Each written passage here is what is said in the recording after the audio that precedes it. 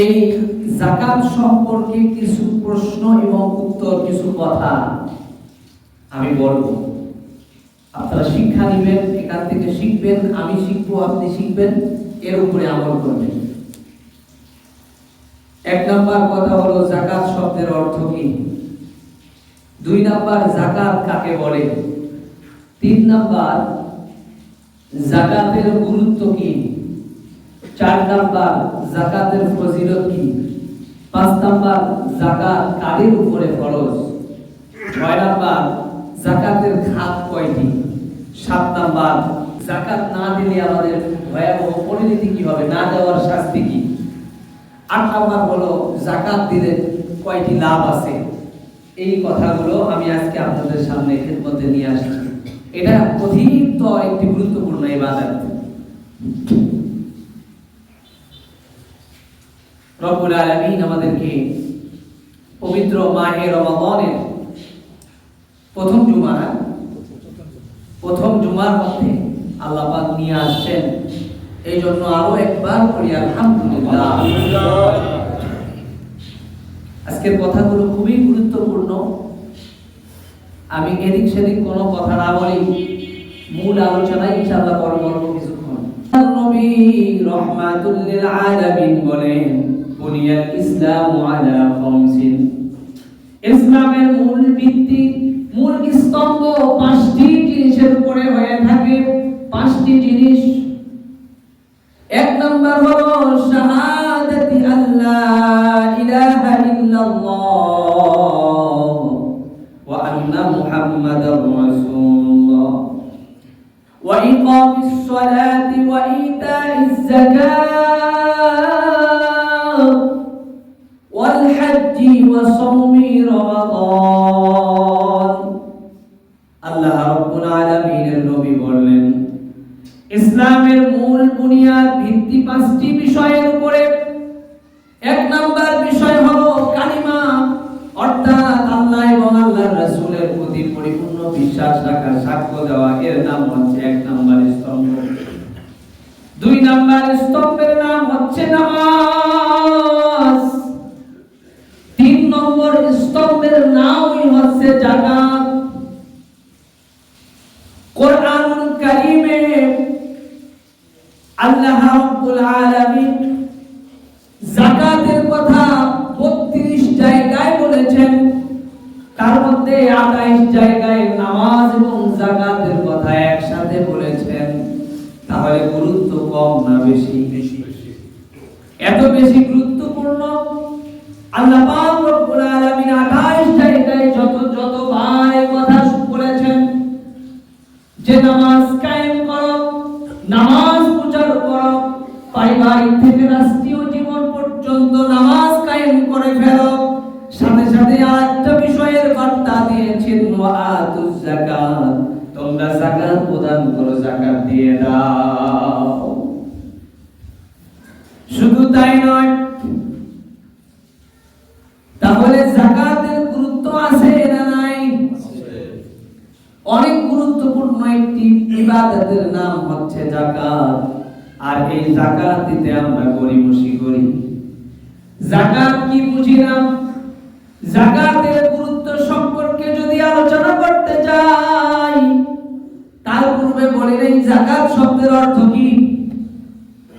যাকাত শব্দের 1 নাম্বার অর্থ হলো বাড়া, 2 নাম্বার অর্থ হলো বৃদ্ধি পাওয়া, 3 নাম্বার অর্থ হচ্ছে পবিত্র হওয়া। নবীজি এই জায়গায় 3টা কথা বললেন। 1 নাম্বার কথা হলো যাকাত শব্দের অর্থ বাড়াও। যাকাত দিলে বাহ্যিক ভাবে তো সম্পদ কমে যায়, কিন্তু বাড়ার মানে কি? এখানে বাড়বে, কিভাবে বাড়বে?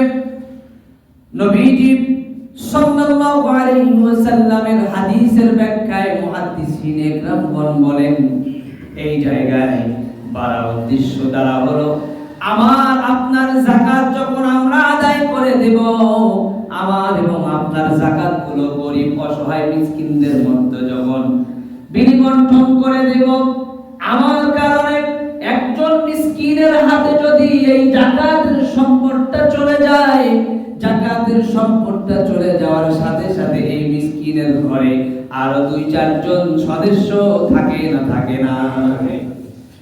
আল্লাহর নবীর এই কথার উত্তরে ব্যাখ্যায় মুহাদ্দিসিনে কেরামগণ বলেন 10 জনকে যদি যাকাতের টাকা দেয়া হয়, মাল দেয়া হয়, এই 10 জনের দ্বারা কমাস কম 20 জন লোক তারা চলতে পারবে। হতে পারে কোন কোন পরিবারের সদস্য যিনি মেইন নেতা, যিনি কর্ম করে, এই ব্যক্তির হাতে যদি দেওয়া যায় তার পরিবারে কমসে কম 5 জন 10 জন করে সদস্য থাকে।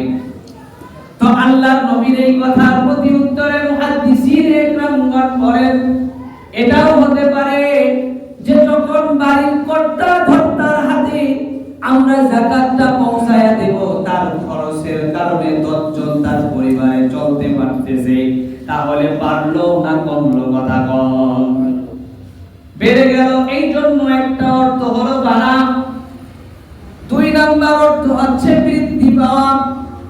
আমরা যদি যাকাত দিয়ে দেই, যাকাত দেওয়ার ইচ্ছা করি, কসদ করি, তাহলে মনে হয় আমাদের সম্পদগুলো কমে যাবে।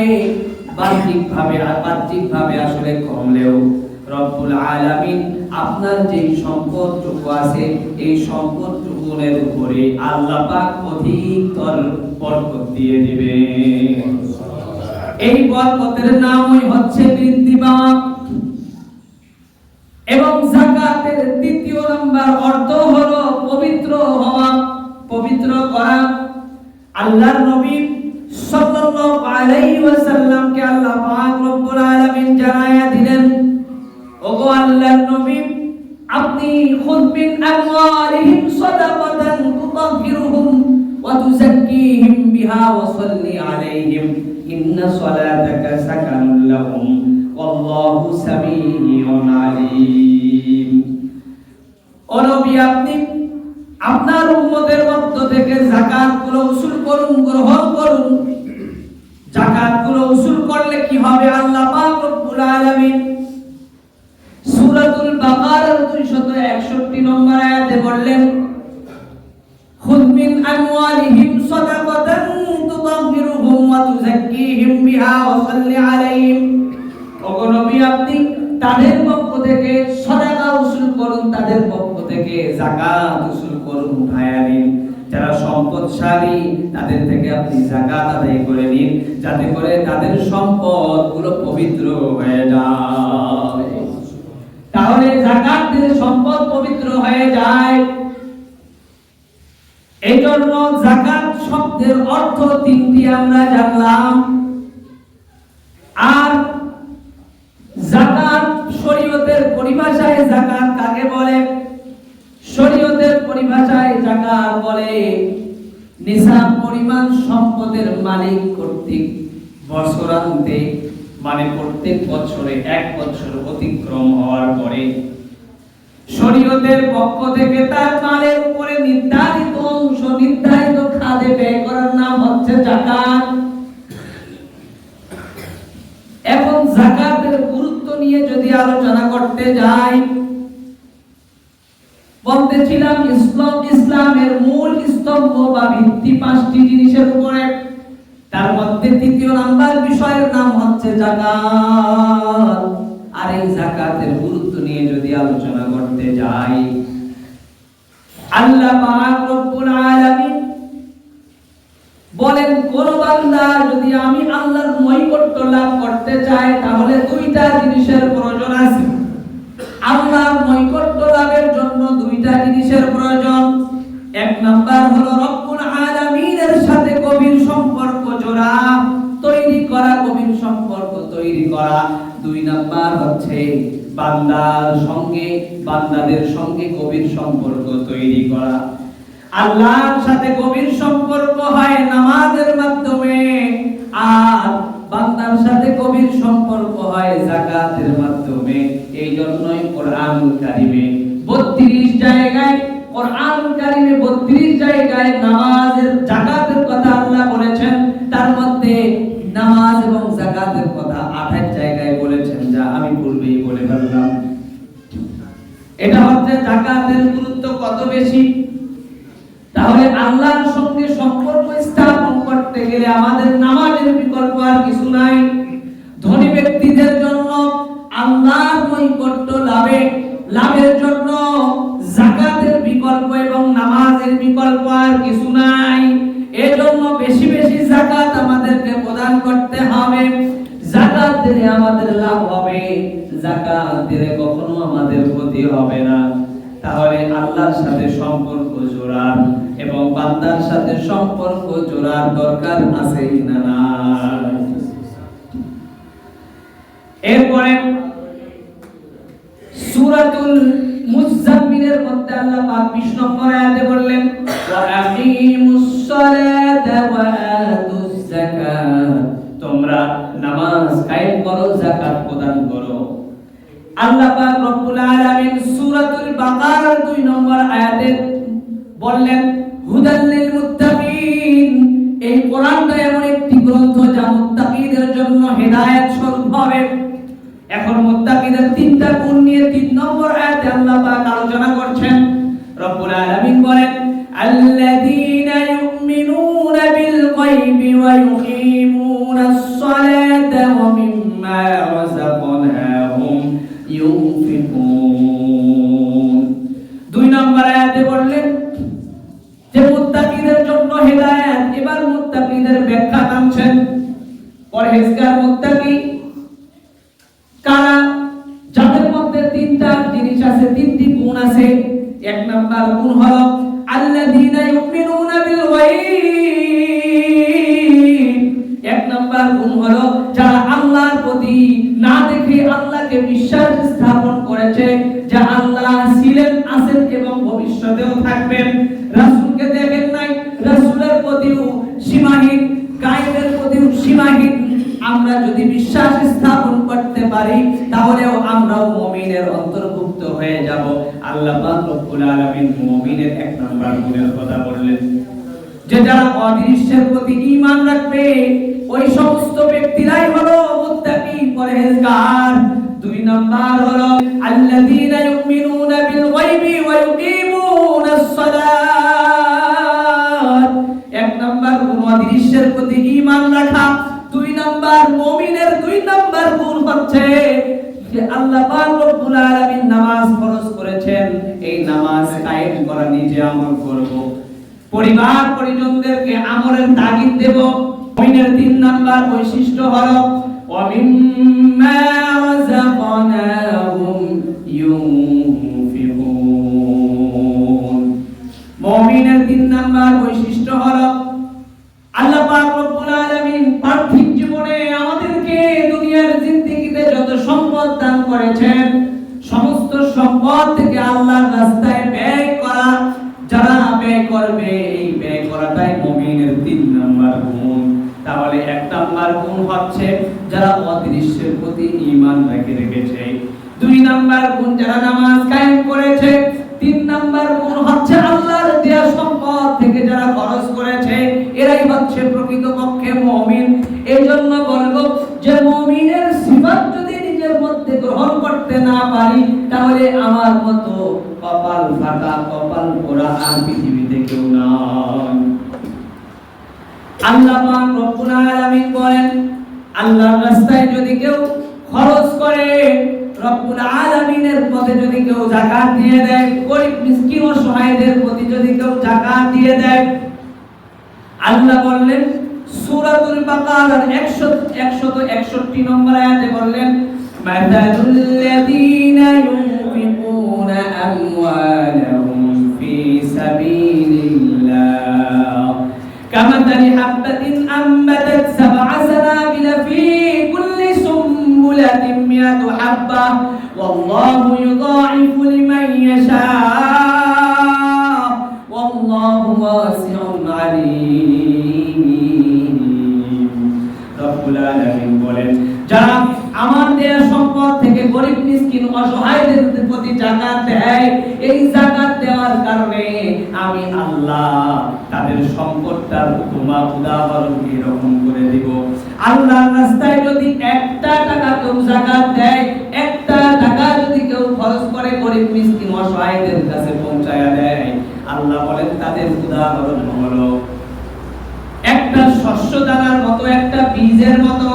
একটা বীজ যখন রোপণ করার পরে এখান থেকে 60টি বীজ তৈরি হয়, প্রত্যেকটি বীজ থেকে 100টি করে দানা তৈরি হয়। এই 100টি দানা, তার মানে একটা বীজ থেকে 700 দানা তৈরি হলো। আল্লাহ বলেন যে কোন বান্দা যখন আমার রাস্তায় খরচ করে, আমি আল্লাহ তাকে বহু গুণ বাড়ায়া দেই। তা হতে পারে 700 কিংবা তার অধিক। তাহলে আল্লাহর রাস্তায় খরচ করার দরকার আছে না নাই? যাকাত দেওয়ার প্রয়োজন আছে না নাই? এরপরে আমি যদি বলি, এটা হচ্ছে সূরাতুল বাকারার 161 নম্বর আয়াত গেল। কাদের উপরে যাকাত ফরজ হবে? যাকাত ফরজ 3 শ্রেণীর ব্যক্তির উপরে। এক নাম্বার কথা, যাকাত ফরজ কয় শ্রেণীর ব্যক্তির উপরে? কথা বলুন। এক নাম্বার হচ্ছে স্বাধীন হইতে হবে, কারো অধীনস্থ হওয়া যাবে।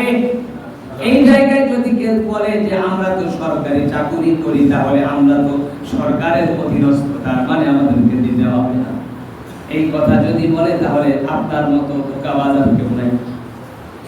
তাহলে অধীনস্থ বলতে এখানে গোলামকে বোঝানো হয়েছে। গোলাম আগের যুগে এটা চলতে, এখন চলে না, এই কথা শেষ। 2 নাম্বার হচ্ছে যারা জ্ঞান সম্পূর্ণ, আমলমন্দ, যারা জ্ঞান সম্পূর্ণ, তাদের উপরে যাকাত ফরজ। শর্ত হলো তাদের নিসাব পরিমাণ সম্পদ থাকতে হবে। 3 নাম্বার হলো প্রাপ্তবয়স্ক হতে হবে। শিশু নাবালিগ বাচ্চার উপরে যাকাত ফরজ নয়। 6 নাম্বার হলো যাকাতের খাত হচ্ছে 8টি। কয়টি বলুন? 8টি।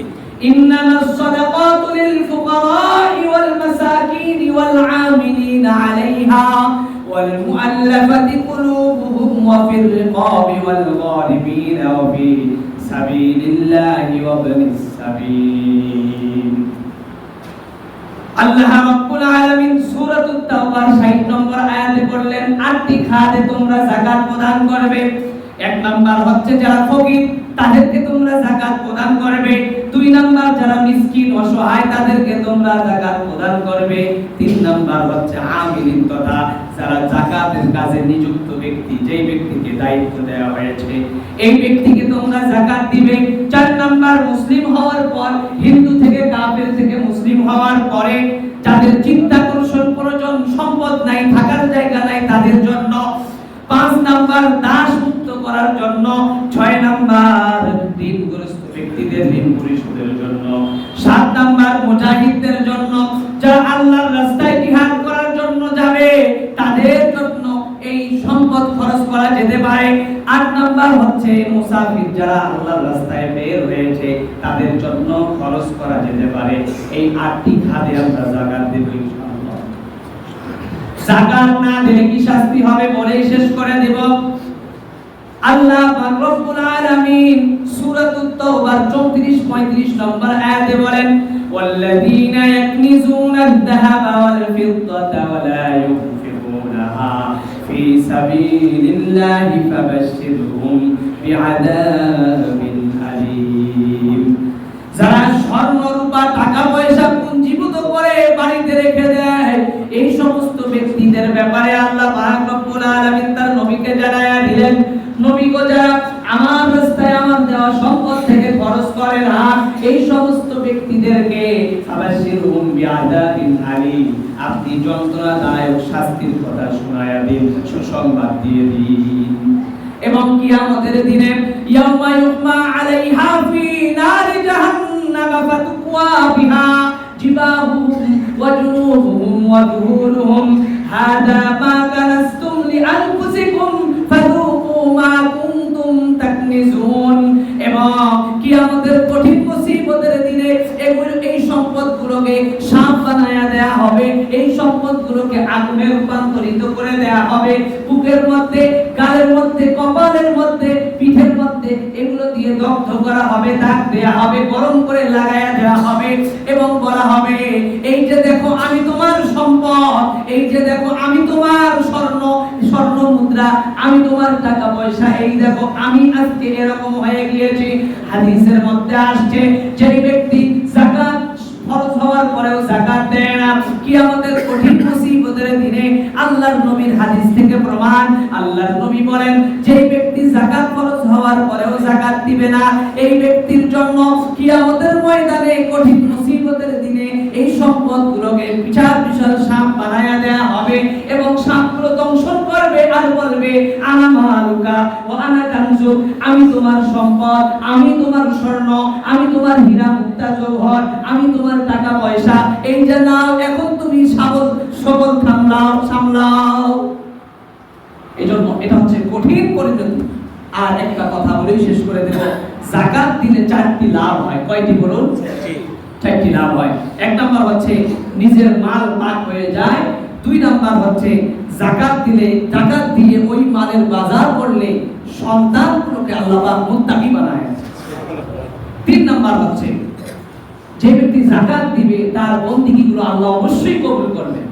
4 নাম্বার হচ্ছে যে ব্যক্তি যাকাত দিবে সেই ব্যক্তির মালের হেফাজত, সম্পদের হেফাজত, জানের হেফাজত আল্লাহ পাক নিয়ে দিবেন। আল্লাহ পাক আমাদের সকলকে যাকাত দেওয়ার তৌফিক দান করুন। ওয়া মা তৌফিকি ইল্লা বিল্লাহ।